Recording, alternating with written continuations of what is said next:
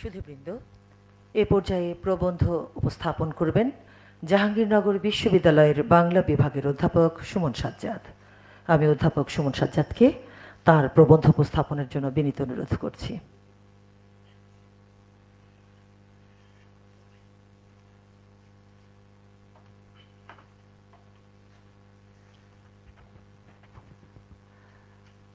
ধন্যবাদ। সবাইকে শুভেচ্ছা জানাচ্ছি। আজ কবি ও নাট্যকার মাইকেল মধুসূদন দত্তের জন্মবার্ষিকী উপলক্ষে যে সেমিনারের আয়োজন করা হয়েছে আপনারা ইতোমধ্যেই জেনেছেন। এই সেমিনারের প্রবন্ধের বিষয় এবং আলোচক এবং আমি বক্তা হিসেবে যে আছি, কারা কারা আছি জেনেছেন। তো সম্মানিত সভাপতি মোহাম্মদ আজম, আলোচক হিসেবে এখানে আমার দুজন প্রিয় মানুষ উপস্থিত। একজন আমার অত্যন্ত প্রিয় নমস্য ব্যক্তি বিশ্বদেব চৌধুরী, আরেকজন আমার প্রিয়, যার সঙ্গে এই প্রথম পরিচয় ঘটল, ফয়েজ আলম, যার বই অনেক পড়েছি কিন্তু কখনোই দেখা হয়নি, এই প্রথম দেখা হলো। তো দুজনের প্রতি শ্রদ্ধা এবং সুপ্রিয় সুধী আপনারা যারা শুনছেন সবাইকে শুভেচ্ছা জানিয়ে শুরু করছি। বাংলা একাডেমিকে ধন্যবাদ জানাচ্ছি যে তারা এই মহৎ একজন মানুষ, কবি ব্যক্তিত্বের জন্মবার্ষিকী আয়োজনে আমাকে কিছু বলার সুযোগ করে দিয়েছেন, সেজন্য। তো আমার প্রবন্ধের শিরোনাম হলো বাংলাদেশের মধুসূদন, পাঠ ও পরিগ্রহণের রূপরেখা। মধুসূদনকে নিয়ে যখন আমাকে প্রবন্ধ লিখতে বলা হলো, তখন আমি চিন্তা করলাম যে আসলে মধুসূদনকে নিয়ে কি লেখা যায় বা কি ভাবা যায়। তো ভাবতে ভাবতেই আমার ভিতর কিছু প্রশ্ন তৈরি হয়েছিল। আমি কিছু বইপত্র ঘাটাঘাটি পড়লাম এবং কিছু অনুমানও তৈরি হয়েছিল। সেই অনুমানগুলোর উপর দাঁড়িয়ে এবং কিছু প্রশ্নের উপর দাঁড়িয়ে আজকে আমি আমার প্রবন্ধ উপস্থাপন করব। আমি হয়তো কিছু অংশ পড়ব বা মাঝে মাঝে হয়তো আলোচনার ভেতরেও যাব। তো দুটো জিনিস পরিষ্কার করা দরকার। এক হচ্ছে পাঠ বলতে আমি কি বোঝাচ্ছি, আর পরিগ্রহণ বলতে আমি কি বোঝাচ্ছি। পাঠ বলতে আসলে আমি দুই স্তরের পাঠকে বোঝাচ্ছি, পড়াকে বোঝাচ্ছি। এক স্তরে হলো যে একজন পাঠক কিভাবে মধুসূদনের সঙ্গে পরিচিত হলেন। আরেকটা পাঠ যিনি একাডেমিকভাবে গবেষণা মনস্ক একটা মন দিয়ে মধুসূদনকে পড়ছেন। একটা পাঠ হয়তো খুবই বেশি অনেকটাই অনুভূতির সঙ্গে সম্পর্কিত, আরেকটা পাঠ অনেকটাই হচ্ছে বিশ্লেষণের সাথে সম্পর্কিত। আর পরিগ্রহণ বলতে বোঝাচ্ছি একজন লেখক আরেকজন লেখকের কাছ থেকে কিভাবে ভাব, ভাষা বা প্রেরণা ধার করেন বা গ্রহণ করেন, সেই অনুযায়ী নিজের সৃষ্টিকে সাজান। তাহলে এই অর্থেই মূলত মধুসূদনের পাঠ এবং পরিগ্রহণের রূপরেখাটি আমি প্রস্তুত করতে চেয়েছি। তাহলে দেখা যাক যে আমার প্রশ্নগুলো কি ছিল। প্রথম প্রশ্ন ছিল, বাংলাদেশে মধুসূদনের পাঠ ও পরিগ্রহণ আসলে কিভাবে ঘটেছে। আমরা তো জানি যে মধুসূদন মূলত পূর্ববঙ্গের মানুষ। যদি তার কালচারাল আইডেন্টিটি বা তার অরিজিন আমরা খুঁজে দেখি, তাহলে পূর্ববঙ্গের একজন মানুষ। তো পূর্ববঙ্গের এই মানুষের পরিগ্রহণ বা পাঠ বা বিশ্লেষণ কিভাবে এই অঞ্চলে ঘটলো, এটা একটা জিজ্ঞাসা। দ্বিতীয়ত হলো বাংলাদেশে মধুসূদনের জীবন ও সাহিত্য কেন্দ্রিক যে গবেষণাগুলো হয়েছে, একাডেমিক গবেষণা, সেই গবেষণাগুলোর ধরন কেমন। 3, বাংলাদেশের কবি লেখকরা মধুসূদনকে কিভাবে ধারণ করলেন, মধুসূদনের চিন্তা বা ছন্দ বা দৃষ্টিভঙ্গি কিছু গ্রহণ করলেন কিনা, সেই গ্রহণের প্রবণতাটি কেমন। 4 নম্বর আমার প্রশ্ন ছিল এরকম যে পূর্ব বাংলার মানুষ হিসেবে বাঙালি জাতীয়তাবাদের সঙ্গে মধুসূদনের কোনো ভাবগত ঐক্য তৈরি হয়েছিল কিনা। আমরা জানি এই অঞ্চলে বাঙালি জাতীয়তাবাদী আন্দোলন তৈরি হয়েছে। সেই আন্দোলনে রবীন্দ্রনাথ, কাজী নজরুল ইসলাম, এদের সাহিত্য চিন্তা গৃহীত হয়েছে। কিন্তু এই দুজন মানুষ তো, যদি আমরা পরিচিতির দিক থেকে ভাবি, পূর্ববঙ্গের না। তাহলে মধুসূদনের সঙ্গে আমাদের কোনো ভাবগত ঐক্য তৈরি হয়েছে কিনা, ভেবেছে কিনা জাতীয়তাবাদী আন্দোলনের সময়, বা জাতীয়তাবাদ দীর্ঘকাল ধরে যে আমাদের মনোজাগতিকভাবে শাসন করেছে সেই ভাবনা, সেই দিক থেকে আমরা মধুসূদনকে গ্রহণ করেছে কিনা, এটা একটা। আর 5 নম্বরে এগুলো আসলে বলবো যে আমার দিক থেকে কিছু প্রস্তাব যেগুলো সম্ভাবনাময় জায়গা আমরা মধুসূদনকে ব্যাখ্যা করতে পারি কিনা, এরকম কয়েকটা প্রস্তাব আমি পেশ করব আপনাদের সামনে। তো এই লেখাটাকে আমি কয়েকটি ভাগে ভাগ করেছে, আমি বোধহয় সারসংক্ষেপটা দিয়ে নেই ভালো নাকি। 7টা ভাগ। প্রথম ভাগে হলো মনের মন্দিরে, মধুসূদন দপ্তরি কবিতা থেকে নেয়া। সেখানে আমি দেখার চেষ্টা করেছি এই বঙ্গের মানুষ, পূর্ববঙ্গে যারা জন্মেছেন, বিকশিত হয়েছেন, বা পূর্ববঙ্গ যাদের আইডেন্টিটির অংশ, মানে বাংলাদেশ যাদের আইডেন্টিটির অংশ, তারা স্মৃতির পরম্পরায় কিভাবে মধুসূদনকে ধারণ করেছেন, এটার জন্য আমি একটা অংশ করেছি। আরেকটা অংশ, এটার নাম দিয়েছে হলো বঙ্গজ জনের চোখে অথবা লোকায়ত পাঠ। এই অংশে আমার লক্ষ্য ছিল যারা সাধারণত ইতিহাস, লোকায়ত ইতিহাস, লোক সংস্কৃতি, লোক সাহিত্য এগুলো নিয়ে কাজ করেন, তাদের দৃষ্টিভঙ্গিতে মধুসূদন দত্ত আসলে কেমন। আমরা তো জানি যে মধুসূদন দত্তকে চিহ্নিত করা হয় আধুনিক, তারপর হলো ক্লাসিক ইত্যাদি ধরনের পরিচিতি দেওয়া হয়। তাহলে যারা লোকায়ত বা লোক সাহিত্য নিয়ে কাজ করছেন, লোকচিন্তা নিয়ে কাজ করছেন, তারা কিভাবে দেখছেন। এক্ষেত্রে আমার আলোচনার ব্যক্তিত্ব যারা ছিলেন তারা দীনেশচন্দ্র সেন, আব্দুল করিম সাহিত্য বিশারদ, মোহাম্মদ মনসুর উদ্দিন এরা।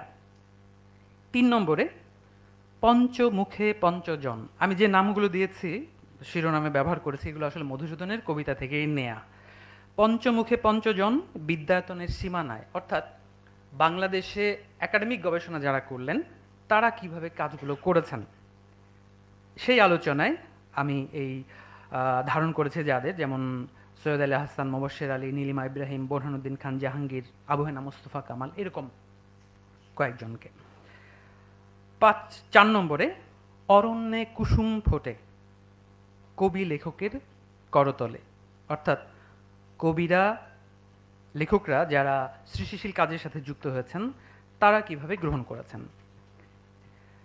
5 নম্বর, এটাকে আমি বলেছি তিষ্ঠ ক্ষণকাল। এর অংশে যিনি আলোচিত হয়েছেন বিশেষভাবে তিনি হচ্ছেন গোলাম মুর্শিদ। কারণ আপনারা জানেন যে গোলাম মুর্শিদ দীর্ঘকাল ধরে মধুসূদন নিয়ে কাজ করেন, তার জীবন সাহিত্য নিয়ে পর্যালোচনা করেছেন। 6 নম্বরে রেখো মা দাসেরে মনে, এই অংশে উপশিরোনামের নাম দিয়েছি বাংলাদেশ জাতীয়তাবাদ ও মধুসূদন।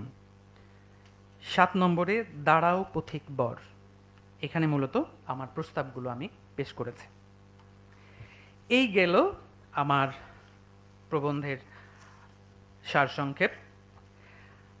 আর এই প্রবন্ধটি শুরু থেকে শেষ পর্যন্ত অনেক লম্বা, অনেক শব্দ, সেই জন্য আমি অংশ বিশেষ হয়তো পড়ে শোনাবো, কিন্তু যেন বুঝতে সমস্যা না হয় সেই চেষ্টাটাও আমি রাখব। তো শুরুটা আমি পড়ছি। বাঙাল বাঙাল পুঁটি মাছের কাঙাল, পূর্ববঙ্গের বাঙালকে উদ্দিষ্ট করে পশ্চিমবঙ্গে রঙ্গ ব্যঙ্গ ও পরিহাসের সীমা নেই। সেই বাঙালের একজন মাইকেল মধুসূদন দত্ত, বাঙাল পরিচয়ের এক কবি কি করে পশ্চিমবঙ্গে কলকে পেলেন, তুলকালাম কাণ্ড ঘটালেন, তা খানিকটা ভাববার বিষয়।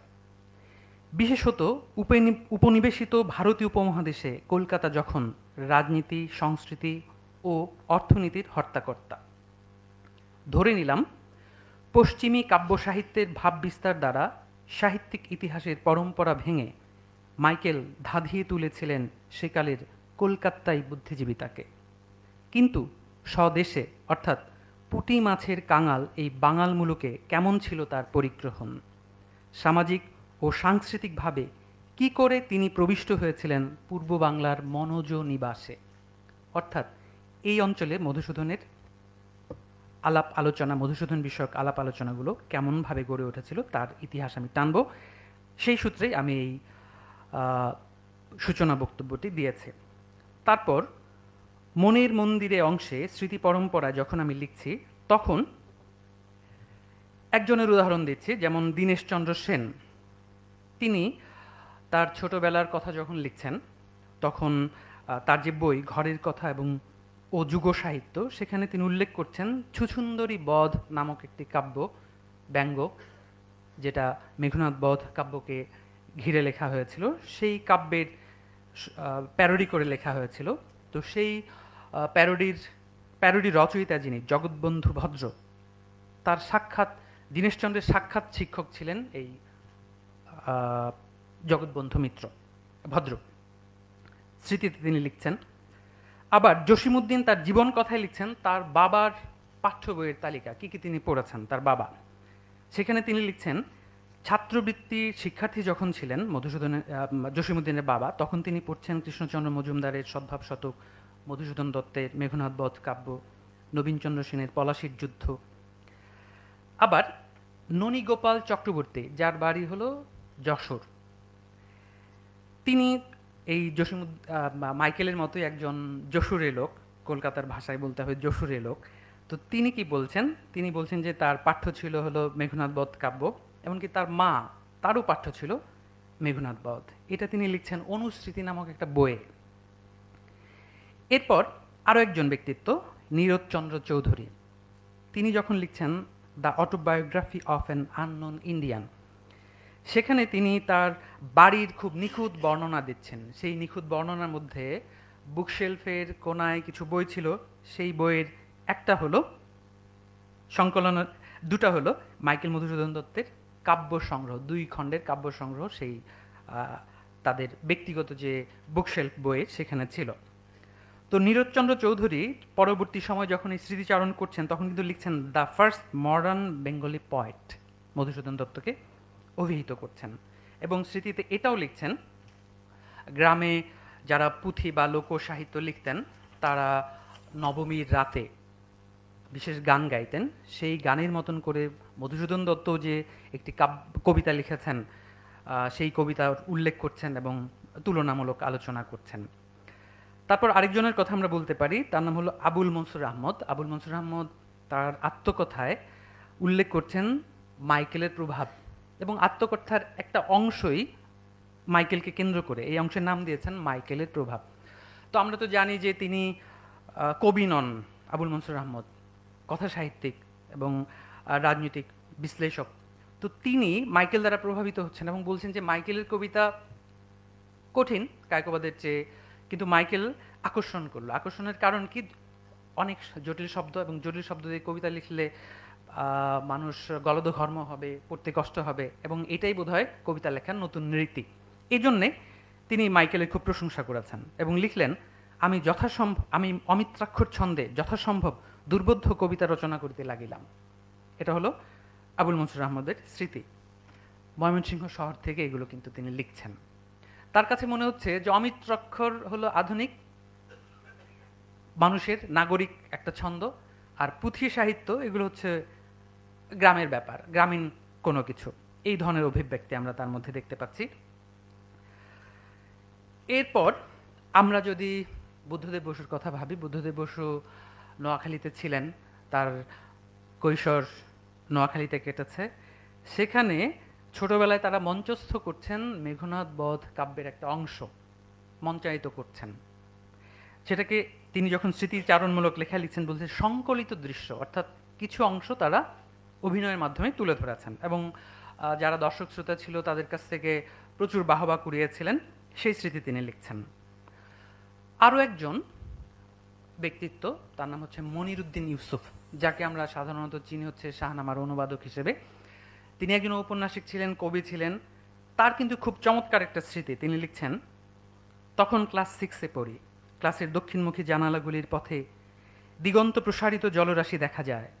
সৈয়দ শামসুদ্দিন নামে নর্মাল পাস পণ্ডিত সাহেব আমাদের পড়াচ্ছেন। মাইকেল মধুসূদন দত্তের মেঘনাদ বধ কাব্য থেকে অশোক বনে সীতা অংশটি, সুন্দর কণ্ঠের সেই আবৃত্তি এখনও ভুলতে পারি না। সীতা যেন আমাদেরই পরিবারের কোনো সুন্দরী ধৈর্যশীলা মহিলা। তার দুঃখে আমি দুঃখিত। দক্ষিণের বাড়ি রাশির উপর দিয়ে সে দুঃখ যেন দূরের কালো রেখাটায় গিয়ে মিশেছে। কি যে অনুভূতি, কি উপলব্ধি! মনে হতো আমি যেন সেই ক্ষণে মাইকেলের ইন্দ্রিয়গুলোকে ছুঁয়ে চলেছে। কোন প্রাচীন কালের সীতা যেন আমার মা খালার মধ্যে জীবন্ত হয়ে উঠছেন। এটা মনিরুদ্দিন ইউসুফের একটা স্মৃতি। আবার নীলিমা ইব্রাহিম যখন বাংলার কবি মধুসূদন বই লিখছেন, সেখানে তিনি তার ছোটবেলায় একটা স্মৃতি লিখছেন তার বাবা চুল আঁচড়াতেন মাইকেলের মতন করে। তো জিজ্ঞেস করলেন যে কার মতন করে চুল আঁচড়াও? তখন মাইকেলের ছবি বের করে দেখালেন যে এর মতন করে আঁচড়ায়, আমার প্রিয় একজন মানুষ, এইভাবে দেখালেন। নির্মলেন্দু গুণের স্মৃতি, নির্মলেন্দু গুণ যেমন দুষ্টামি করেন তেমনই করেছেন। মাইকেলের একটা কবিতা অন্য একটা পুরনো পত্রিকা থেকে নিয়ে আরেকটা পত্রিকায় পাঠিয়ে দিয়েছেন নিজের নামে। পাঠিয়ে দেওয়ার পর সম্পাদক সেই কবিতা পড়ে ফেরত পাঠালেন, বললেন যে অন্যের পাঠানো লেখা আর কখনো পাঠাবে না। তো নির্মলেন্দু গুণ আক্ষেপ করে বলছেন, উনি যে মাইকেল মধুসূদন তা তখন আমি ঠিক বুঝতে পারিনি, আমি ভেবেছিলাম অন্য কোনো মধুসূদন হবে। বাংলা সাহিত্যে যে মধুসূদনের এমন আকাল তা কে জানতো। এটা লিখলেন গুণ। তো আমরা স্মৃতির ভেতর দিয়ে, এগুলো তো আসলে নির্বাচিত যে অংশগুলো, যে বইগুলো আমার হাতে ছিল সেই বইগুলো থেকে আমি নিয়েছি মাত্র, কিন্তু আরও অনেক স্মৃতি নিশ্চয়ই আমরা খুঁজে পাবো। এবং নিশ্চয়ই মাইকেল মধুসূদন দত্তের পাঠ প্রক্রিয়া নিয়েও হয়তো আমরা কোনো কিছু দেখতে পারি, কিন্তু আমার স্বল্প সময়ে যতটুকু সাধ্য ছিল এবং যে বইগুলো আমার হাতে ছিল সেই সাপেক্ষে আমি লিখেছি। এর পরের অংশ বঙ্গজ জনের চোখে বা লোকায়ত পাঠ অথবা লোকায়ত পাঠ। এখানে দীনেশচন্দ্র সেনের সরল বাঙ্গালা সাহিত্য নামে যে একটা বই, সেই বই থেকে কিছু অংশ আমি তুলেছি এবং দীনেশের দৃষ্টিভঙ্গি বিশ্লেষণ করার চেষ্টা করেছে। ছোট করব? আচ্ছা আচ্ছা স্যার। তো দীনেশচন্দ্র সেনের যে পর্যালোচনা, সেখানে আমরা দেখব যে মাইকেল মধুসূদন দত্ত সম্পর্কে তিনি খুব বেশি সময় ব্যয় করেননি, পৃষ্ঠা ব্যয় করেননি। আসলে আধুনিক সাহিত্য সম্পর্কে দীনেশচন্দ্র সেন খুব কম পৃষ্ঠা ব্যয় করেছেন, কারণ তার আগ্রহের জায়গা তো সেই প্রাচীন সাহিত্য বা লোকায়ত সাহিত্য এগুলোর দিকে। তবুও কিছু মন্তব্য আমরা পাচ্ছি, যেমন একটা মন্তব্য, সূর্যোদয়ে যে রূপ শুকতারা প্রবাহীন হইয়া যায়, মাইকেল মধুসূদনের আবির্ভাবে রঙ্গলাল সেই রূপ হতশ্রী হইয়া পড়িলেন। তারপর আবার বলছেন যে মাইকেল, বঙ্কিম, দীনবন্ধু, হেমচন্দ্র, রবীন্দ্রনাথের যুগ, এই বইটি নিয়ে তিনি এখানে কিছু লিখবেন না। তার কারণ কি? তার কারণ হচ্ছে তিনি অতীতে ফিরে যাচ্ছেন, প্রাচীন অতীতে আমরা কেমন ছিলাম। সেখানে তিনি বলছেন হরিলুট, পীরের সিন্নি, ধনী গরিব, নিমন্ত্রিত অনিমন্ত্রিত সবাই যেন একই সঙ্গে আমরা হিন্দু মুসলমান ধর্মবর্ণ নির্বিশেষে একসঙ্গে যেন আমরা উদযাপন করতাম, কিন্তু সাহিত্য উদযাপনের ওই ধারাটা যেন ভেঙে গিয়েছে। দীনেশচন্দ্র বলছেন যে মিলনের সেই ক্ষেত্র আর যেন নেই। এই আলোচনাগুলো তিনি দেখাচ্ছেন তার সরল বাঙ্গালা সাহিত্য বইয়ে। আবার আব্দুল করিম সাহিত্য বিশারদ, তিনি বলছেন মাইকেল মধুসূদন দত্ত একজন বিলাতি কারিকর। কারিকর শব্দটি ব্যবহার করেছেন। তিনি কি তৈরি করেছেন? তাজমহল তুল্য ইমারত, কিন্তু কিভাবে? দেশি উপাদানে বিলাতি কায়দায়। এটা হলো আব্দুল করিম সাহিত্য বিশারদের একটা মূল্যায়ন। আরেকটা মূল্যায়ন হলো বাঙালি মুসলমান সাহিত্য নিয়ে যে আত্মপরিচয় নির্মাণ করতে চাচ্ছে, সেই আত্মপরিচয়ে কেন মাইকেল প্রাসঙ্গিক নন, বা মাইকেলের গুরুত্ব যে আছে, মাইকেল যে অনুকরণীয় বা অনুসরণীয় কিছু হতে পারেন, ব্যক্তিত্ব হতে পারেন, সেগুলো নিয়ে একটা তাগিদ কিন্তু তিনি দিচ্ছেন। তিনি বলছেন, এখনও তো তাহারা কলেজ ও বিশ্ববিদ্যালয়ের মেঘনাদবধ কাব্য পড়িয়া থাকেন, তাহার উপকরণ কি প্রাগৈতিহাসিক যুগের রামায়ণ হইতে গ্রহণ করা হয় নাই? মানে আধুনিক যারা সাহিত্যিক, যারা নতুন হয়ে উঠছেন, তারা নতুন সাহিত্য লিখতে চাচ্ছেন, তারা মাইকেল থেকে কি প্রেরণা গ্রহণ করতে পারেন না? মাইকেলও তো অনেক পুরনো প্রাগৈতিহাসিক উপাদান ব্যবহার করছেন। এই গেল তার মূল্যায়ন। আরেকজনের মূল্যায়ন আমরা যদি দেখি, মোহাম্মদ মনসুর উদ্দিন, তিনি মূলত ইউরোপীয় জীবন যাপন, সংস্কৃতি, এগুলোর যে বহিরাগত প্রভাব, এই বহিরাগত প্রভাবের সাপেক্ষেই কথা বলেছেন এবং একটা জায়গায় বলছেন যে মোক্ষ লাভের পন্থা, যেন ইউরোপ হচ্ছে মোক্ষ লাভের পন্থা, অর্থাৎ মাইকেল মধুসূদন দত্তকে চিন্তার জগতে, ভাবের জগতে যেন মুক্তি দিয়েছে ইউরোপ। এই অংশে আমরা দেখানোর চেষ্টা করেছি এখানকার লোকায়ত বুদ্ধিজীবীরা, যারা ইউরোপ দ্বারা সরাসরি প্রভাবিত হতে চান না বা ইউরোপকে সমালোচনার দৃষ্টিতে দেখেন, তারা কিভাবে দেখতে চেয়েছেন। আর সবচেয়ে বড় যে অংশ, সেটার নাম হচ্ছে পঞ্চমুখে পঞ্চমুখ, বিদ্যায়তনের সীমানায়। এই অংশে বাংলাদেশের প্রভাবশালী যারা আলোচক, যেমন সৈয়দ আলী হাসান, আহমদ শরীফ, মুবাশশির আলী, নীলিমা ইব্রাহিম, বোরহানুদ্দিন খান জাহাঙ্গীর, মুনির চৌধুরী, হুমায়ুন আজাদ, প্রত্যেকেরই আলোচনা তুলে ধরার চেষ্টা করেছে। তো সৈয়দ আলী হাসানের যে বিশ্লেষণের মূল চাবিকাঠি সেটা আসলে হলো বিদেশি প্রভাব, অর্থাৎ মাইকেল মধুসূদন দত্ত কিভাবে ইউরোপীয় উপাদান গ্রহণ করেছেন তার ব্যাখ্যা বিশ্লেষণ তিনি উদাহরণ সমেত দেওয়ার চেষ্টা করেছেন। তারপর আরেকটা জায়গায় তিনি মূল্যায়ন করেছেন এরকম করে যে মাইকেলের ইউরোপের প্রতি ঋণ আসলে হলো শৈলীগত বা স্টাইলগত দিক থেকে, আর ভাবগত ঋণ তিনি নিয়েছেন হচ্ছে সংস্কৃত সাহিত্য থেকে। তো সৈয়দ আলী হাসানের বিশ্লেষণে আমরা দেখব যে 19 শতকের যে নবজাগরণ বলে যে কথাগুলো বলা হয়, রেনেসা, তারই আলোকে কিন্তু মাইকেলকে পাঠ করেছেন। যেমন তিনি বলছেন, রাবণের চরিত্র 19 শতকের নবজাগ্রত জীবন চেতনার প্রতীক। 19 শতকে বাঙালি সমাজ যখন সর্বতোভাবে স্বাধীন হতে চাচ্ছে, সেই মুহূর্তেই মেঘনাদ বধ কাব্যের রামায়ণের আবির্ভাব। সর্বতোভাবে স্বাধীন অর্থাৎ সমস্ত সংস্কার থেকে মুক্ত, ধর্মপ্রেরণায় সর্বমুহূর্তেই উচ্চকিত যুগের এই স্পৃহাকে রাবণ বহন করছে। তাই তার জীবনের জয় পরাজয়ের বৈলক্ষণ্য নেই। কেননা সংগ্রামী যেন সত্য, সেখানে শান্তিও সংগ্রামের সঙ্গেই ওতপ্রোত। অস্তিত্বের মূল্য বিপর্যয়ের বিস্তারের মধ্যেই কোনো প্রকার জয়লাভের মধ্যে নয়। এভাবে তিনি ব্যাখ্যা করছেন, এবং ব্যাখ্যার জায়গাটা আসলে হলো তিনি বলতে যাচ্ছেন যে বাঙালির যে জাতীয়তাবাদী জাগরণ তৈরি হচ্ছিল, সেই তৈরি হওয়ার মুহূর্তে যেন এই কাব্যটি রচিত হয়েছে। কিন্তু এই ব্যাখ্যার একটু সমস্যা আছে। সমস্যাটা হলো, জাতি কি তখন তৈরি হচ্ছিল? ধরা যাক বাঙালি জাতি, বা জাতি কি সত্যিই তৈরি হচ্ছিল? যদি তৈরি হয়ে থাকে 1861 সনের দিকে, আমরা তো দেখি না যে হিন্দু, মুসলমান, বৌদ্ধ, খ্রিস্টান নির্বিশেষে জাতিগত কোনো ভাবধারা বা ঐক্যের কোনো বিন্দু তৈরি হচ্ছে। এই প্রশ্নটা রাখা যেতে পারে। তারপর আমার কাছে মনে হয়েছে মধুসূদন সম্পর্কে ব্যাখ্যা করার ক্ষেত্রে তার একটা লেখাকে অনেকেই উপেক্ষা করেন বা আলোচনা নিয়ে আসেন না, কম নিয়ে আসেন, the Anglo section and the Hindu. এই অ্যাংলো সেকশন জাতি বা জাতির সঙ্গে হিন্দুর তুলনা যে তিনি করছেন এবং একটা ইংরেজিতে প্রবন্ধ লিখছেন, সেই প্রবন্ধে মধুসূদনের জাতি কল্পনা কিন্তু শেষ পর্যন্ত আসলে দুইটা জায়গায়। এক হচ্ছে এই যে ইংলিশ বা ব্রিটিশ অ্যাংলো সেকশন, আর একটা হচ্ছে হিন্দু। এমনভাবে দেখাচ্ছেন যে হিন্দুরা বিপর্যস্ত, তাদের জাতিগত উত্থান নেই, তাদের উৎকর্ষ নেই। তাদের উৎকর্ষমণ্ডিত করবে কে? খ্রিস্টানাইজ করবে কে? বিকল্প হচ্ছে দ্য অ্যাংলো সেকশন। এটা তিনি উল্লেখ করছেন বারবার করে ওই দীর্ঘ প্রবন্ধের ভেতর। তো সৈয়দ আলী হাসানরা যখন ব্যাখ্যা করেছেন তখন কাব্যের দিকে গিয়েছেন, কিন্তু কাব্যগুলোকে জাতীয়তাবাদী, জাতি চিন্তা এগুলো দিয়ে যখন আলোচনা করছেন তখন এই লেখাগুলোর কোনো নজির পেশ করছেন না বা চ্যালেঞ্জ জানাচ্ছেন না যে সত্যিই নবজাগরণ হয়েছে কিনা, সত্যিই জাতীয়তাবাদী চিন্তা তৈরি হচ্ছে কিনা, বা জাতি কল্পনার মধ্যে কোনো সমস্যা আছে কিনা, এই ব্যাখ্যা বিশ্লেষণগুলো নাই। একই ধরনের সমস্যা দেখব আহমদ শরীফের সমালোচনার ভেতর। তিনি মাইকেলকে যখন সমালোচনা করছেন বলছেন যে মাইকেল অনেকটা যেন সংস্কৃতির পরিগ্রহণ করেছেন, বাইরে থেকে অর্জন করেছেন, কিন্তু তার ভেতর থেকে গ্রহণ আসলে ঠিক মতন করতে পারেন নাই।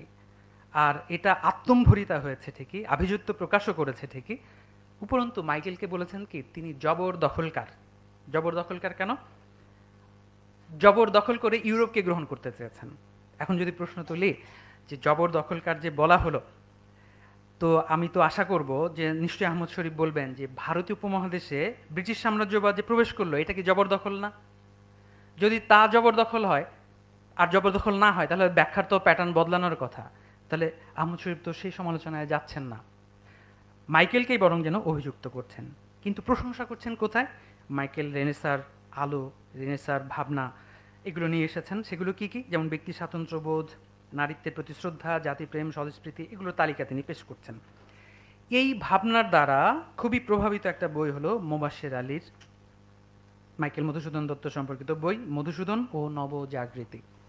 এছাড়া আরও বই আছে তার, গোটা তিনেক মনে হয়। সেই বইগুলোতেও একই ধরনের দৃষ্টিভঙ্গির প্রতিফলন ঘটেছে। নীলিমা ইব্রাহিম মধুসূদনের বাঙালিপনার ব্যাখ্যা দিচ্ছেন, কিন্তু এগুলোর বিরুদ্ধে গিয়ে বা এগুলোর বিপরীতে একটু ভিন্ন ধরনের কথা বলার চেষ্টা করেছেন বোরহানুদ্দিন খান জাহাঙ্গীর। তার বক্তব্য কলকাতা শহরে ইউরোপীয় উপনিবেশিত একটি সাম্রাজ্য ধনতন্ত্রী সমাজ, সেই সমাজের ভেতর মাইকেল কিভাবে একা হয়ে পড়ছেন, বিচ্ছিন্নতা বোধ করছেন, তার একাকিত্ব ধরার চেষ্টা করছেন এবং বলতে চাচ্ছেন অন্তঃশূন্যতা, ভয়ানক নিঃসঙ্গ, ব্যর্থতা বোধ আসলে মাইকেলকে গ্রাস করেছে। এটাকে বোরহানুদ্দিন বলছেন যে রোম্যান্টিকতার লক্ষণ এবং সেই আলোকে ব্যাখ্যা করছেন।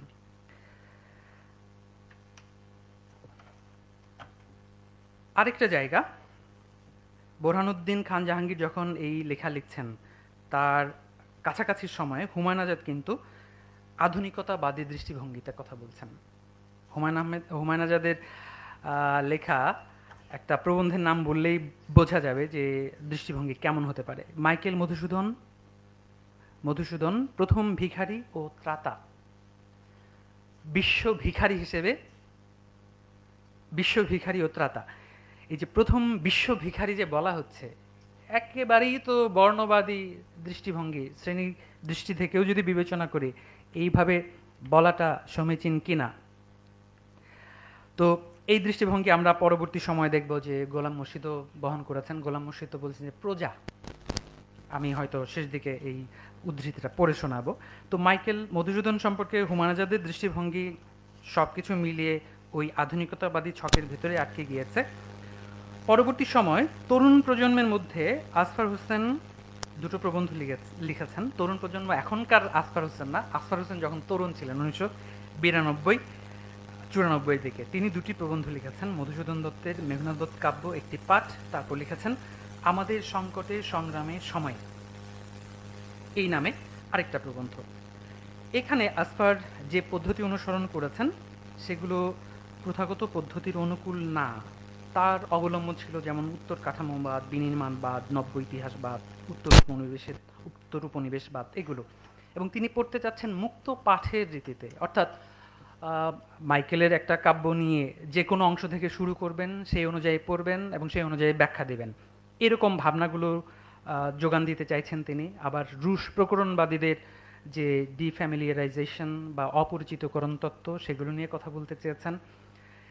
সব মিলিয়ে মধুসূদন সম্পর্কে তার ব্যাখ্যা আমার কাছে মনে হয়েছে গত বাংলাদেশের যদি 50 বছরের ইতিহাস দেখি তার মধ্যে বিশেষত্বের দাবি রাখে। যদিও পরবর্তী সময় যখন তিনি সংস্কার করেছেন এই লেখাগুলোতে এমন কিছু দাবি করেছেন যে দাবিগুলো অতিরিক্ত চাওয়া হয়ে গেছে। যেমন মধুসূদনকে ভাবা হচ্ছে সকল শ্রেণী, শোষণ, মুক্তি, আধিপত্যের বিরুদ্ধে সংগ্রামী একটা অংশ হিসেবে, আধিপত্যবাদ বিরোধী কাব্য হিসেবে দেখছেন।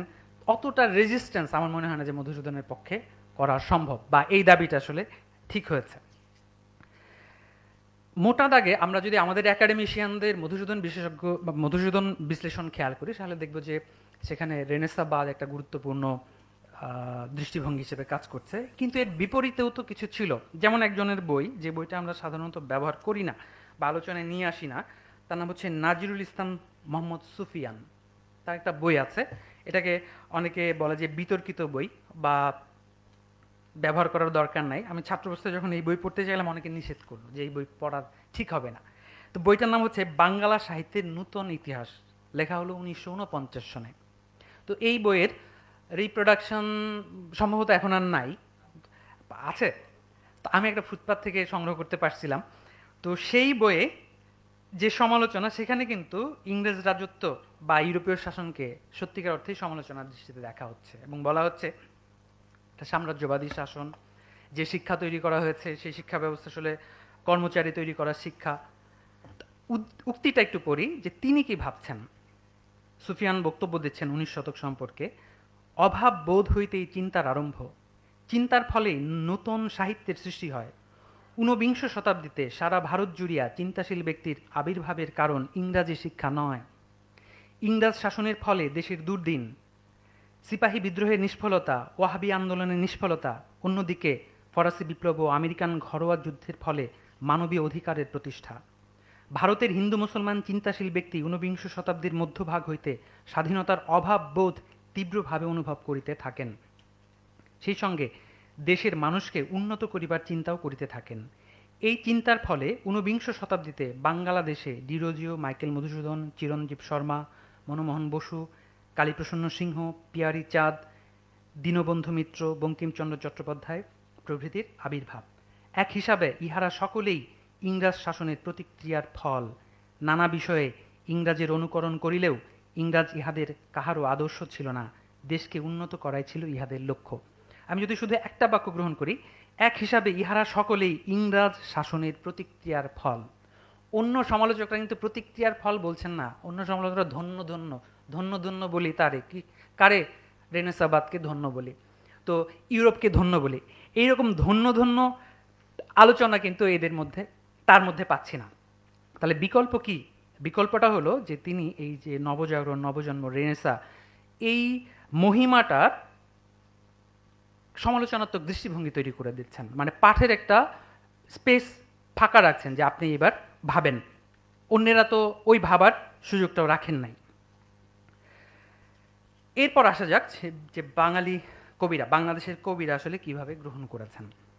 আরেকটা অংশে ঢুকছি, সেখানে আমরা কবি কায়কোবাদকে আলোচনা করতে দেখি। এটা একটা বিরল লেখা, পাওয়া খুব কঠিনই, বা আমি কোনো রেফারেন্সে ওইভাবে দেখি নাই। কায়কোবাদ সম্পর্কে পড়তে গিয়ে পেয়েছিলাম কাব্য, কবি ও সমালোচক, একটা প্রবন্ধ। সেই প্রবন্ধে তিনি লিখছেন, এতকাল কবিতা দেবীর চরণ মিত্রাক্ষরে লৌহ শৃঙ্খলে আবদ্ধ ছিল, সেই শৃঙ্খল মুক্ত করিয়া দিয়াছেন মধুসূদন। তিনিই অমিত্র ছন্দের প্রবর্তক। সেই অমর কবি মধুসূদনের পর হইতে অনেকেই অমিত্র ছন্দে কাব্য লিখিয়াছেন, কিন্তু মধুসূদনের দোষও তিনি বলেছেন। দোষ কি? তার একটা দোষ হলো তিনি মোটা মোটা শব্দ যথেচ্ছ ব্যবহার করিয়া কবিতার শ্রুতি মধুরতা যে একটি মহাগুণ, তাহা নষ্ট করিয়াছেন। তারপর আরেকটা দোষ কি বলেছেন? বলছেন যে ভুরি ভুরি উপমা দিয়া পাঠককে একেবারে বিভ্রান্ত করিয়া তুলিয়াছেন। তারপরের দোষ কি? রামচন্দ্রকে হীনবর্ণে রঞ্জিত করিয়া রাবণ এবং লক্ষ্মণকে শ্রেষ্ঠ বর্ণে রঞ্জিত করিয়াছেন, দোষ দিয়েছেন। এরপর যদি দেখি যে জসিমউদ্দিন দুই ধরনের কথা বলেছেন। এক, যে আঙ্গিক সর্বস্বতা এবং আধুনিক যুগের যন্ত্রণা, এগুলোর কথা বলে আমাদের আধুনিক কবিরা যেভাবে কবিতার আধুনিকায়ন ঘটিয়েছেন তার সঙ্গে দেশজতার সম্পর্ক খুবই ক্ষীণ। সেই আলোকে একটা সমালোচনা পেশ করেছেন। আরেকটা সমালোচনা করেছেন যে মাইকেল মধুসূদন দত্ত বা হেমচন্দ্র, নবীনচন্দ্র, এদের কবিতা কেন টিকল না। সেজন্য বলছেন, ইংরেজ আগমনের পর ইউরোপের তীব্র মদিরা পান করে আমরা ধীরে ধীরে সব খোয়ালাম। খাঁটি ইউরোপের ভাবে বিভোর হয়ে সংস্কৃত অলঙ্কার ও শব্দশাস্ত্রের পান পাত্রে ভরে মাইকেল যে কাব্যরস আমাদের পরিবেশন করলেন, তার সঙ্গে সঙ্গেই তা নিঃশেষ হয়ে গেল। মাইকেল অবশ্য তার অসামান্য প্রতিভার জন্য বেঁচে থাকবেন।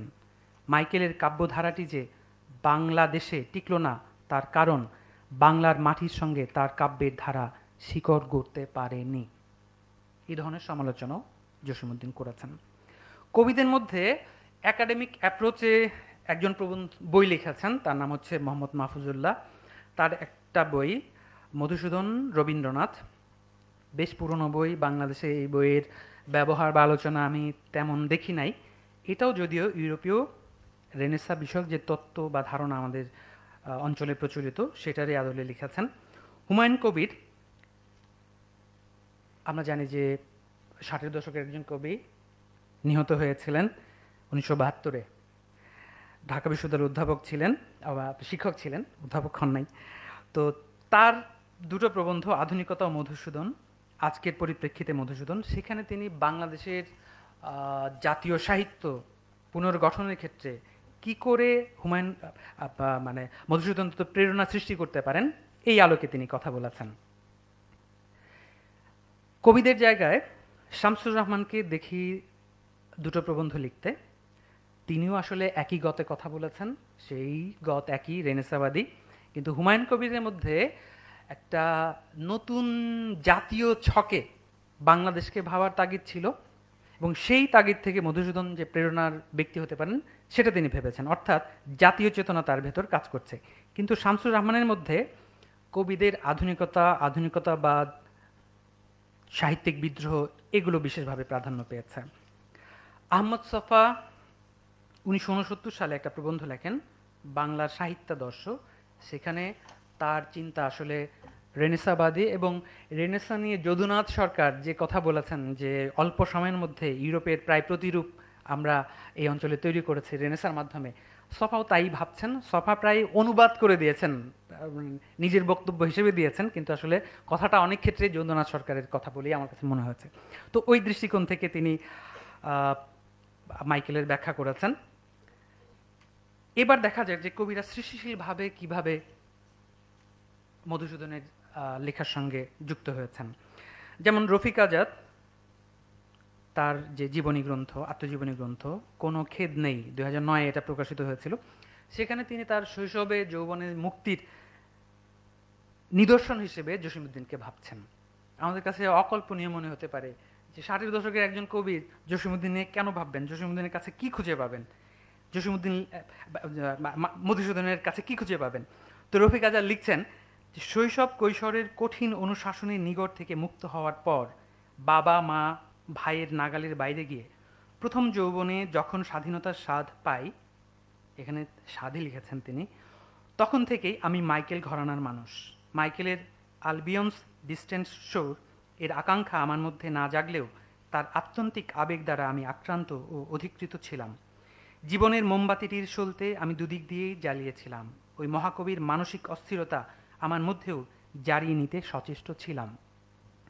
এটা তার তো আত্মস্বীকৃতি, তার প্রমাণও আছে। প্রমাণটা কি?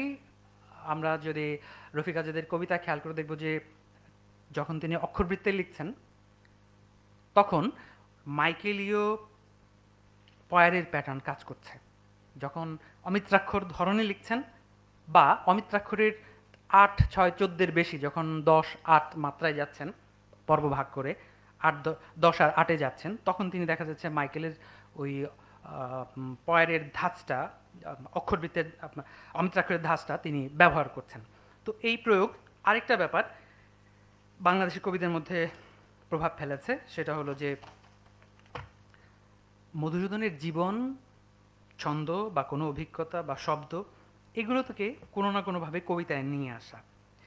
যেমন শামসুর রহমানের একটা কবিতা শূন্যতায় তুমি শোকসভা কাব্যগ্রন্থে তিনি একটা কবিতা লিখেছেন, সেখানে যে আমিও তোমার মতো, মাইকেলের সঙ্গে নিজের একটা তুলনা টানছেন। সেখানে বলছেন যে আমিও তোমারই মতো রাত্রি জাগি, করি পায়চারি ঘরময় প্রায়শই, জানালার বাইরে তাকায় হাওয়ায় হাওয়ায় কান পাতি, অদূরে গাছের পাতা মর্মরিত হলে ফের অত্যন্ত উৎকর্ণ হই, দেখি রাত্রির ভেতরে অন্য রাত্রি, তোমার মতোই হুহু সত্তা জুড়ে তৃষ্ণা জাগে কেবলই শব্দের জন্যে, আর মাঝে মাঝে নেশাগ্রস্ত লিখে ফেলি চতুর্দশপদী, শেষ করি অসমাপ্ত কবিতা কখনো ক্ষিপ্র ঝোঁকে। মধুসূদনের সঙ্গে নিজের একটা তুলনা তিনি টানছেন। অমিত্রাক্ষর ছন্দ নিয়ে শামসুর রহমানের একটা স্তবক, তোমার অমিত্রাক্ষর হিরণ্ময় উদার প্রান্তর, তোমার অমিত্রাক্ষর সমুদ্রের সুনীল কল্লোল, তোমার অমিত্রাক্ষর ফসলের তরঙ্গিত মাঠ, তোমার অমিত্রাক্ষর ধাবমান স্বপ্ন অশ্বদল, তোমার অমিত্রাক্ষর নব্যতন্ত্রী দীপ্র বঙ্গভূমি, তোমার অমিত্রাক্ষর উন্মথিত 19 শতক। মাইকেলকে যেভাবে তিনি গদ্যে ভেবেছেন, পদ্যে আসলে তার পুনরুৎপাদনই ঘটিয়েছেন, একই ধাঁচে ভেবেছেন। কিন্তু এটাকেও আমি বলবো যে একটা পরিগ্রহণের দৃষ্টান্ত। নাট্যকারদের মধ্যে সেলিম আল দীন বিভিন্ন সময় মাইকেলের প্রসঙ্গ টেনেছেন। আমি এখানে কয়েকটা সাক্ষাৎকারের প্রসঙ্গ টেনেছি। সেখানে দেখা যাচ্ছে যে মধুসূদনের ইংরেজি ভাষার যে শিল্পাঙ্গিক, সেগুলো নিয়ে একটা তুলনা টেনে বলছেন যে ফরাসি লাতিন সাহিত্যের প্রতি মাইকেল অনুপ্রেরণা বোধ করেছেন বেশি, যেটা আসলে আমরা ভাবি যে ইংরেজি দিয়ে অনুপ্রেরণা বোধ করেছেন, কিন্তু সেলিম আল দীন বলছেন যে না, বরঞ্চ ফরাসি লাতিন এগুলো দ্বারা প্রভাবিত হয়েছে। তারপর আরেকটা জায়গায় বলছেন যে ধ্রুপদী স্বভাব এবং গীতের যে সম্মিলন, তার সেলিম আল দীনের যে দ্বৈতাদ্বৈতবাদী শিল্পতত্ত্ব, যেটা তিনি অন্বেষণ করেন বা ভাবেন, সেই ভাবসূত্রটা তিনি মাইকেলের কাছে পেয়েছেন। আরেকটা জায়গায় বলছেন যে কৃষ্ণকুমারী নাটকে মানে মাইকেল এমন কিছু কাজ করেছেন যেটাতে সেলিম আল দীন ভেবেছেন যে এর ভেতর মধুসূদন কাব্য নাটকের ভেদ মানেন নাই, ভেদ রক্ষা করেন নাই। এটা সেলিম আল দীনের নিজস্ব ব্যাখ্যা হতে পারে বা ভাবনা হতে পারে। মধুসূদন যে এই জাতীয় কোনো কথা বলেছেন কিনা চিঠিপত্রে বা কোথাও, তার নজির কিন্তু পাওয়া যায় না। কিন্তু মধুসূদনকে ভাবতে গিয়ে সেলিম আল দীন এই ভাবনাগুলো তৈরি করছেন। ভাবনা ভুল হতে পারে, ভাবনা ঠিকও হতে পারে, কিন্তু ভাবছেন যে মধুসূদনের মধ্যে এই উপাদানগুলো আছে, এটা তার ইমাজিনেশন। চতুর্থত, মধুসূদন জাতীয় নাট্যশালার কথা বলেছেন তার চিঠিতে। তো সেলিম আল দীন মনে করেন যে এটাও তিনি মধুসূদনের কাছ থেকে পেয়েছেন। তারপর যেটা, যে মেঘনাদবধ কাব্যের অমিত্রাক্ষর ছন্দের সঙ্গে মধুসূদনের গদ্যের মধ্যে ভারসাম্য এতই কাছাকাছি বা দূরত্ব এতই কম যে তিনি বলছেন যে এটা দ্বৈতবাদী শিল্পের লক্ষণ। তার মানে সেলিম আল দীনের প্রস্তাব মাইকেলকে এমনভাবে হাজির করে যে মাইকেল মধুসূদন দত্ত নিজেই একজন দ্বৈতবাদী শিল্পী। এটাকে আমরা কি বলবো? ক্রিয়েটিভ ইমাজিনেশন শিল্পীর, বা শিল্পীর নিজস্ব ব্যাখ্যা কোনো একজন শিল্পীর সম্পর্কে। তো আমরা এইভাবে সেলিম আল দীনের মধ্যে মধুসূদনকে পরিগৃহীত হতে দেখি। এবার আসা যাক যে তিষ্ঠ ক্ষণকাল এই অংশে, যেখানে আসলে আমি কথা বলেছি গোলাম মুর্শিদের লেখা নিয়ে। গোলাম মুর্শিদের আশার ছলনে ভুলি খুবই বিখ্যাত একটা জীবনী গ্রন্থ। আমি এখানে বলতে চেয়েছি এটা আসলে মাইকেল সম্পর্কে আমাদের মধ্যে একটা পপুলার কালচার তৈরি করে দিয়েছে। মাইকেল এইরকম, মাইকেল সেরকম, মাইকেল এই করেছেন, মাইকেল অমুক করেছেন। তার মানে মাইকেল সম্পর্কিত একটা জনপ্রিয় ভাষ্য দিচ্ছেন কিন্তু গোলাম মুর্শিদ। এই ধরনের বই ঝুঁকিপূর্ণ এই কারণে যে যা বলবে এই জাতীয় বই প্রচুর পাঠক পড়বে, প্রচুর পাঠক গ্রহণ করবে এবং প্রচুর পাঠক ওই ধারণার অনুগামী হবে। এখন যদি গোলাম মুর্শিদের বইটা বছরে 5,000 কপি বিক্রি হয়, তাহলে 5,000 মানুষের কাছে যাবে। আর এটা যদি আরো 10 বছর চলে, 30 বছর ধরে চলে, তাহলে কত মানুষের কাছে যাবে? তাহলে এটাকে একটা গড় ধারণা তৈরি করে দেবে মাইকেল মধুসূদন দত্ত সম্পর্কে। সেই ধারণায় তৈরি করেছেন তিনি। আমি বলতে চেয়েছি এটা হলো একটা ডমিনেন্ট ডিসকোর্স তৈরি করার ক্ষেত্রে এই বইয়ের ভূমিকা আছে, কারণ এটা আবার ইংরেজি অনুবাদও হয়েছে। তো যদি দেখি যে মধুসূদন সম্পর্কে গোলাম মুর্শিদ কি বলেন, আমি দীর্ঘ কথা বলবো না, অল্প অল্প উদ্ধৃতি পড়ে শোনাই। যেমন একটা জায়গায় বলছেন যে মধুর যখন জন্ম হয় তার আগে থেকেই কলকাতার সমাজ এবং অর্থনৈতিক জীবনে দেখা দিয়েছিল নানা ধরনের উত্থান পতন। পশ্চিমের সংস্পর্শে এসে রোজ সেখানে চলছিল পুরাতনের বিদায়ের পালা, আর তার জায়গায় নতুনের সংবর্ধনা। এমন একটা বর্ণনা মনে হবে যে ইউরোপ এসে আমাদের প্রতিনিয়ত গ্রামগঞ্জ হাট বাজার সব এমনভাবে বদলে দিচ্ছেন, খুবই স্বর্গীয় পরিবর্তন যেন তিনি ইউরোপ দিয়েছে আমাদের। তো আসলেই কি তা?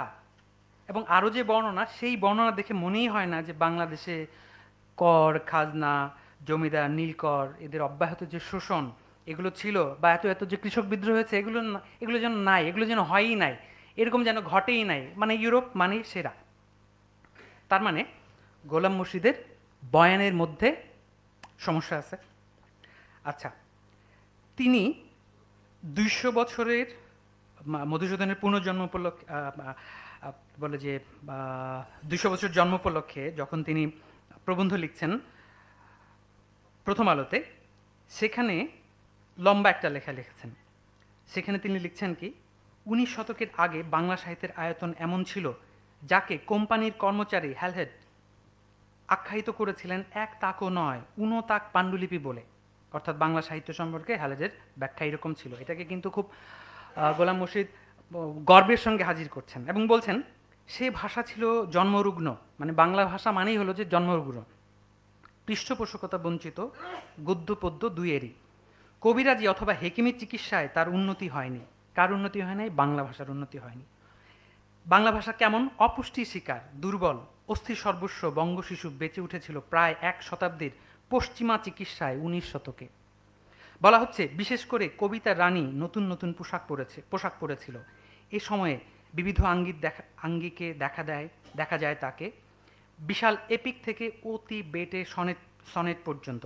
এমনকি তার একজন প্রজা যার নাম মাইকেল মধুসূদন, কবিতা রানী জন্মেও যা ভাবেনি সেই ছন্দের গয়না নির্মাণ করে তাকে দিয়েছিলেন।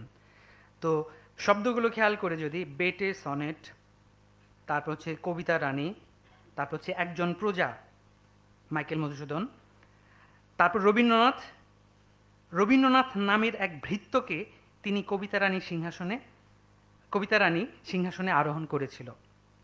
তাহলে রবীন্দ্রনাথ হচ্ছেন ভৃত্য, মধুসূদন হচ্ছে কবিতা রানীর একজন প্রজা, আর যে বঙ্গদেশের বর্ণনা দেয়া হচ্ছে তা যার চিকিৎসায় সুস্থ হয়ে উঠেছিল তা হলো ইউরোপ। এগুলো কি বর্ণবাদী ভাষ্য না? একদমই হলো তার ভেতরটা দেখিয়ে দেয় না মাইকেল সম্পর্কে না, মানে গোলাম মুর্শিদের নিজের দৃষ্টিটা তো স্পষ্ট করে যে তিনি বাস করেন কোথায়। তো এইরকম দৃষ্টিভঙ্গি দিয়েই আমরা আলোচনা করতে দেখি প্রধানত গোলাম মুর্শিদকে। আচ্ছা, তারপর আরেকটা অংশ শেষ করব। আচ্ছা, 10 মিনিট বলবো। আচ্ছা, যে অংশটা সেটা নাম হচ্ছে পরে যে অংশ, রেখমা দাসের মনে। এইখানে আমার মূল প্রশ্ন ছিল যে পূর্ববঙ্গীয় চৈতন্য, পরিচয়ের রাজনীতি, এগুলো নিয়ে আমাদের এই অঞ্চলের ব্যাখ্যা আসলে কেমন। যেমন রবীন্দ্রনাথ নিয়ে, নজরুলকে নিয়ে আমরা যতটা আলোচনা করতে দেখি বা সাংস্কৃতিকভাবে নানা রকম প্রোগ্রাম করতে দেখি, উদাহরণ যদি দেই, গীতাঞ্জলির 100 বছর পূর্তি, অগ্নিবীণার 100 বছর পূর্তি, রবীন্দ্রনাথের 100 বছর, 150 বছর, মাইকেলের 200 বছর, নজরুলের 100 বছর। এগুলোর মধ্যে দেখবেন যে সরকার, অসরকার, দরকারি, অদরকারি নানা রকম আয়োজন হয়েছে। বাংলা একাডেমি থেকে তো অগ্নিবীণা নিয়ে একটা সংকলন, বিদ্রোহী নামে বোধ হয়, বিদ্রোহী নিয়ে একটা সংকলন, একটা কবিতা নিয়ে হয়, বিশাল আয়োজন, সংকলনও হয়। যদিও লেখাগুলোর অধিকাংশ হয়তো পড়াই যাবে না, এরকমও লেখা আছে, কিন্তু হয়েছে। কিন্তু মাইকেল নিয়ে আয়োজন কোথায়, কেন নাই? তাহলে কি মাইকেল মধুসূদন দত্তের পরিচিতি নিয়ে কোনো সমস্যা তৈরি হয়েছে আমাদের এখানে? এখানে আমি বলার চেষ্টা করেছি মাইকেল যে পূর্ববঙ্গ নিয়ে খুব বেশি লিখেছেন তা না, কিন্তু যা লিখেছেন তার হৃদয়ের কথাটাই সেখানে বলেছেন। তো সেগুলোর আলোকে কথা বলতে বলতে আমি একটা জায়গায় এসে কিছু কথা লিখেছি, চট করে লেখা, আমি একটু পড়ে শোনাতে চাই সেই অংশটা। মধুসূদনের সাহিত্যে বিপুল বিস্তৃতভাবে পূর্ববঙ্গ নেই, কিন্তু দেশ আছে, জাতি আছে, ভাষা, অঞ্চলভিত্তিক পরিচয়ের তীব্রতর আকুতি আছে। জাতীয়তাবাদের কাছে যা প্রবল প্রত্যাশিত বিষয়, কিন্তু আমরা দেখব জাতীয়তাবাদী আয়োজনে মধুসূদনের পরিগ্রহণ উপস্থিতি দৃষ্টিগ্রাহ্যভাবে কম। বাঙালি ও বাংলা ভাষা আশ্রয়ী পূর্ববঙ্গে বিকশিত জাতীয়তাবাদের মৌল উপাদান হিসেবে উপর্যুপরি ব্যবহৃত হয়েছে রবীন্দ্রনাথ ও নজরুলের গান ও কবিতা। সোনার বাংলার প্রতীকে জাতীয়তাবাদীরা খুঁজে পেয়েছেন ঐতিহাসিক আবহমানতা। বাঙালিরা রবীন্দ্রনাথের বাংলার মাটি বাংলার জল গানটির প্রণোদনা পেয়েছে। নজরুলের বিদ্রোহ উদ্দীপক কবিতা ও গানগুলোতে বাঙালি খুঁজে নিয়েছে সমবায়ী চৈতন্য। বাংলাদেশে দুই কবির জন্ম মৃত্যু বাঙালির জাতীয় সাংস্কৃতিক কৃত্যে পরিণত হয়েছে, যেন রিচুয়াল, এটা আমাদের করতেই হবে। কিন্তু মধুসূদনেরটা করতে হবে না, না করলেও চলবে। আব্দুল করিম এটা না করলেও চলবে, কিন্তু রবীন্দ্রনাথ এবং নজরুল অবশ্যই করতে হবে। এই যে বিশ্বাসের জায়গায় চলে যাওয়া, ভাষা আন্দোলন থেকে শুরু করে মুক্তিযুদ্ধ ও তৎপরবর্তী জাতীয়তাবাদী অথবা জাতীয়তাবাদ ঘেঁষা সকল আয়োজনে রবীন্দ্র নজরুলের প্রায় সুষম অবস্থান দৃশ্যমান। এগুলো বলেছি, কিন্তু তার মানে কি এই যে আমি চাই যে মাইকেল মধুসূদন দত্তকেও ঠিক একইভাবে জাতীয়তাবাদী কায়দায় হাজির করা হোক? না, সেটা আমি চাই না। আমি প্রবলেমটা দেখাতে যাচ্ছি যে জাতীয়তাবাদ কি করে, এর কারণগুলো কি এরকম যে রবীন্দ্রনাথ মানে আমাদের জাতীয়তাবাদী চেতনার ভেতর কি এরকম কাজ করলো যে আমাদের বাঙালি জাতীয়তাবাদে একজন নিজেদের ধর্মনিরপেক্ষতার জন্য একজন রবীন্দ্রনাথ দরকার সমান সমান হিন্দু, যদিও রবীন্দ্রনাথ হিন্দু ছিলেন না, একজন নজরুল দরকার সমান সমান মুসলমান, এরকম কি? তো মাইকেল কি হিন্দুও না মুসলমানও না? তাহলে ব্যাপারগুলো কি এইরকম ঘটছে কিনা আমাদের সাবকনসিয়াস মাইন্ডের মধ্যে আমি জানি না। আচ্ছা, কিন্তু দেখবেন যখন রাজনৈতিকভাবে সাংস্কৃতিকভাবে মাইকেলকে নেওয়া হচ্ছে না, কিন্তু আমাদের একাডেমিশিয়ানরা খুবই জাতীয়তাবাদীভাবে মাইকেলকে হাজির করছেন, যেটার উদাহরণ আমি আগেও দিয়েছি।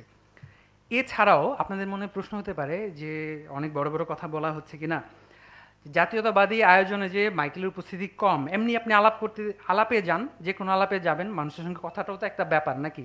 আলাপটা খালি লিখিত আলাপই তো আলাপ না, কথ্য আলাপে তো আলাপ, মানুষের সঙ্গে কথাটাও তো গুরুত্বপূর্ণ। কথা বলতে যাবেন, দেখবেন যে মাইকেলের উপস্থিতি নাই, মাইকেল সম্পর্কে জানাশোনা কম, পড়াশোনা কম, ওই যে শতত হেন তুমি পরম মনে, বাস শেষ, বঙ্গভাষা, বাস শেষ।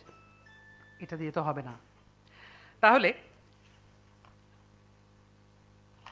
আমার প্রস্তাব কি? আমার প্রস্তাবও দীর্ঘ, তবে আমি সংক্ষেপে বলবো। আমার প্রস্তাব হলো মাইকেলকে আসলে জাতীয়তাবাদ বা রেনেসাবাদ এই জাতীয় যে দৃষ্টিভঙ্গিগুলো আছে এগুলোর বাইরে থেকে দেখা উচিত। তাহলে কীরকমভাবে দেখা যেতে পারে? যেমন আপনারা দেখবেন যে মাইকেলের ভাষা ও সাহিত্য চিন্তা নিয়ে খুব বেশি আলোচনা নাই, পর্যালোচনা খুবই কম। একজন করেছেন রফিকুল্লাহ খান স্যার, তার একটা প্রবন্ধে আমি পেয়েছি, কিন্তু আলোচনা করা দরকার। মাইকেলের তো কবিতা নিয়ে প্রবন্ধ আছে ইংরেজিতে, তো সেই প্রবন্ধে তিনি কি ভেবেছেন বা চিঠিপত্রে কি ভেবেছেন সেগুলোর একটা ব্যাখ্যা বিশ্লেষণের জায়গা তৈরি করা যেতে পারে। এটা একটা প্রস্তাব। 2 নম্বর প্রস্তাব হচ্ছে রাইটিং কালচার, মানে এই অঞ্চলে সাহিত্য তো লেখালেখির বিষয় হিসেবে তৈরি হওয়ার আগে ছিল মৌখিক প্রধানত। তো রাইটিং কালচার যখন তৈরি হলো, সাহিত্য লেখা, সাহিত্য মুদ্রণ করা, ছাপা, পাঠকের কাছে পৌঁছে দেয়া, তো ওই কালচারাল পার্সপেক্টিভে কিভাবে মাইকেল তৈরি হচ্ছেন, মাইকেল লিখতে চাচ্ছেন, লেখার তাড়না বোধ করছেন, ছাপাখানা, মুদ্রণ, প্রকাশক, পাঠক, এই যে কালচারাল ক্ষেত্রগুলো, বর্গগুলো, এগুলোর সঙ্গে রাইটিং কালচারের সঙ্গে মিলিয়ে মাইকেলকে পাঠ করার সুযোগ আছে বলে আমার কাছে মনে হয়। কারণ তার মতন করে একদম সচেতনভাবে লেখা এবং লিখে পাঠকের কাছে পাঠানো, যেমন তার বন্ধুদের কাছে যখন পাঠাচ্ছেন অপেক্ষা করছেন যে তারা কি মন্তব্য করবে, তাদের কাছ থেকে জানবেন, এবং একটা ব্যক্তিগত চিঠির আলাপ শেষ হওয়া মাত্রই তিনি ঢুকে যাচ্ছেন হলো সাহিত্যের আলাপে। তো মানে সাহিত্য তার জন্য ধ্যান জ্ঞানের বিষয়। তো ওই জায়গা থেকে আমার মনে হয় যে রাইটিং কালচারের আলাপটাতে আমরা যেতে পারি। তারপর হচ্ছে পুরাণতাত্ত্বিক বিশ্লেষণ, যে মাইকেল পুরাণের নবনির্মাণ করেছেন, এগুলো আমরা বলি ঠিকই, কিন্তু পুরাণ ব্যাখ্যারও তো, মিথ ব্যাখ্যারও তো অনেকগুলো ধরন আছে। যেমন ধরুন কার্ল গুস্তাভ ইয়ুং বা ক্লদ লেভি-স্ট্রৌস বা হচ্ছে নর্থপ ফ্রাই, জোসেফ ক্যাম্পেল, এরা যে আলোচনাগুলো করেছেন তাদের কাছ থেকে আমরা ধার করতে পারি, আলাপের ক্ষেত্র প্রস্তুত করতে পারি। সেটাও কি আমাদের এই অঞ্চলে যথার্থভাবে হয়েছে? মনে হয় না। রামায়ণের গল্প তো নানাভাবে প্রচলিত এই ভারতীয় উপমহাদেশে। রামায়ণ একটা না, রামায়ণের গল্প অনেক।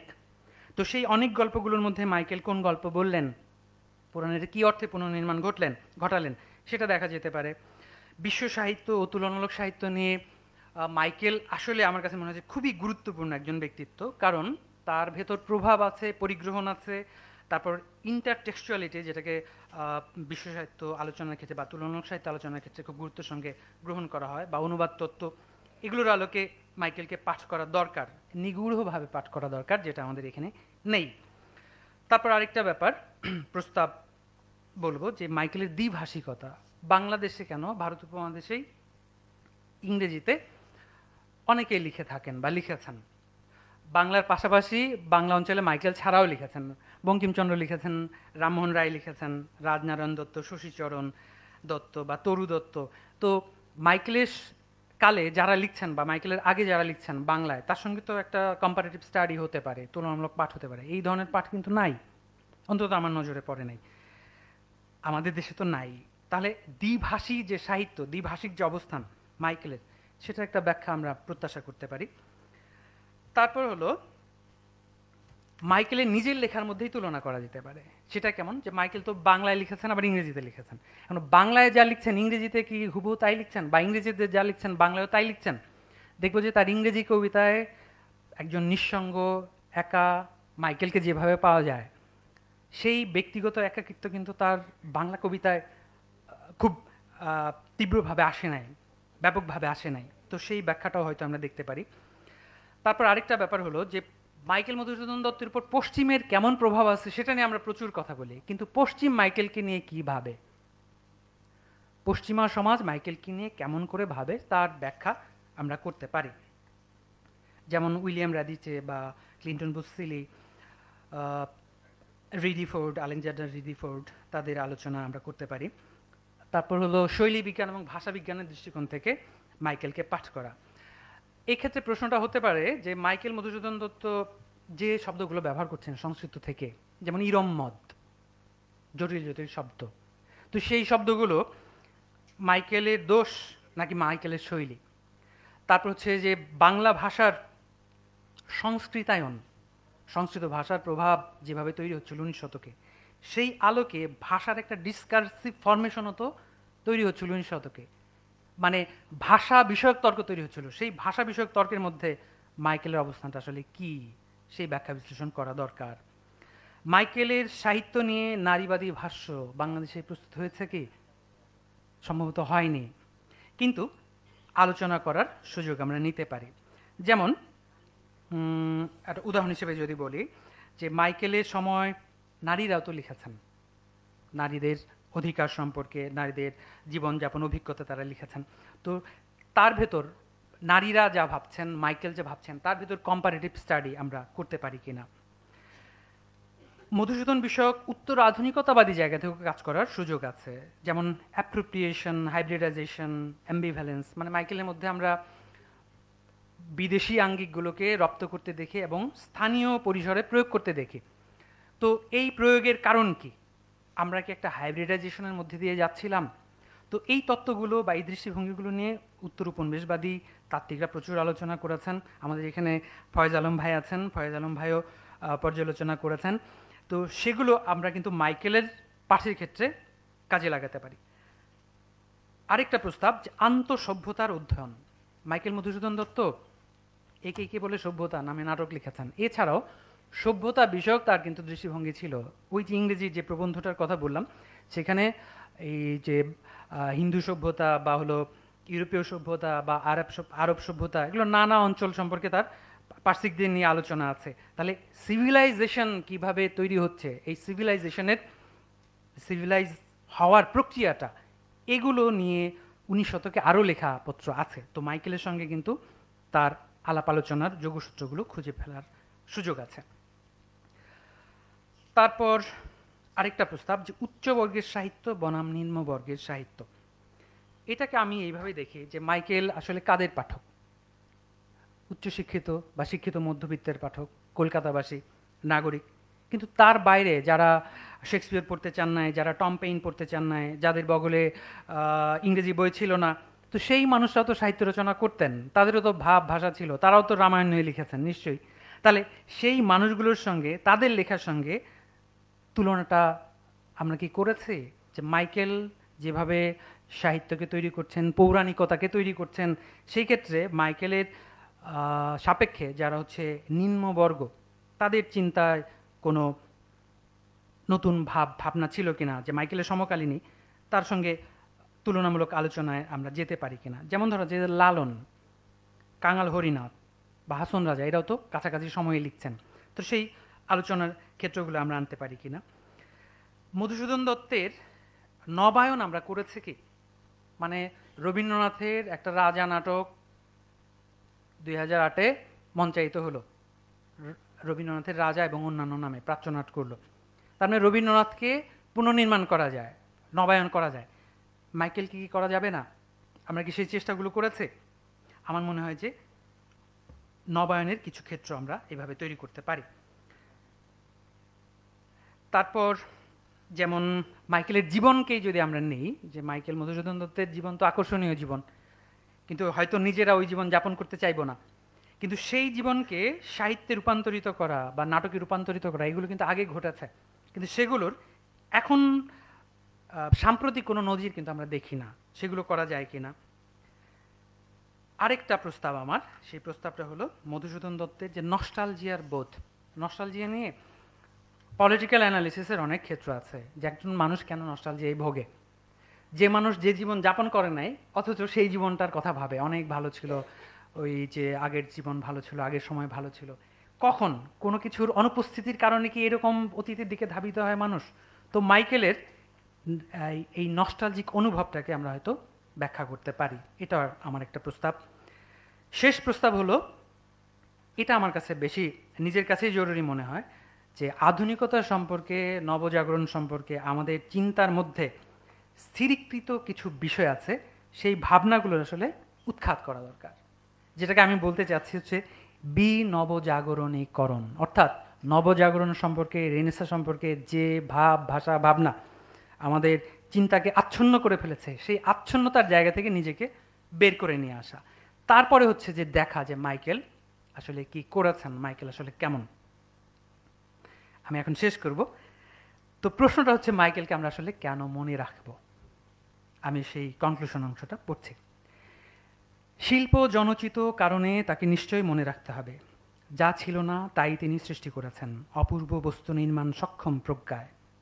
শুধু পূর্ববঙ্গ বা বাংলাদেশ নয়, বাংলাভাষী মানুষের চিন্তা ও সৃজনশীলতার ইতিহাসে মাইকেলের অভিনবত্বকে স্বীকার করে নিয়েই তবে সাহিত্যিক ইতিহাসের পথ পরিক্রমায় হাঁটতে হবে। সাহিত্য ও সাংস্কৃতিক রাজনীতির তুমুল সংঘাতের উত্তাল সময় পর্বে তার জন্ম ও বিকাশ। ঔপনিবেশিক ও উপনিবেশিতের দ্বন্দ্ব ও মিলনের অসমাপ্ত আখ্যানে মধুসূদনের প্রাসঙ্গিকতা তাই ফুরায় না। প্রতিরোধের মঞ্চে জাতীয় ইতিহাস ও আত্মপরিচয়ের প্রত্নপ্রতীক হিসেবে তাকে সসম্মান স্বাগত জানাতেই হয়। ২০০ বছর পর যাকে স্মরণ করা হয় তিনিই তো প্রশ্নাতীতভাবে অমর। মধুসূদন লিখেছেন, সেই ধন্য নরকুলে লোকে যারে নাহি ভুলে, অমরত্বের আকাঙ্ক্ষা তার পূর্ণ হয়েছে। আমাদের প্রার্থনা বাংলাদেশের মনোজ নিবাসে মধুসূদনের অধিষ্ঠান চিরায়ত হোক। ধন্যবাদ সবাইকে।